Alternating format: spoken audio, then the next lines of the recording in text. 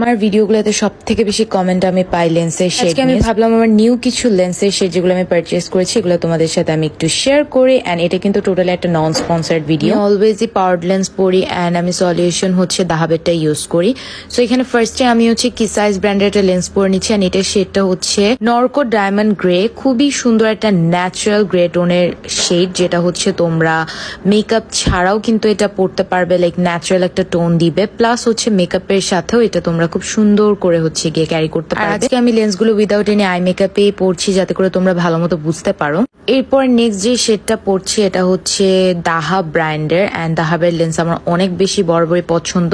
এটার শেডটা ছিল টিফানি ব্লু, যেটা একটু হচ্ছে ভাইব্রেন্ট ব্লুই বলা চলে।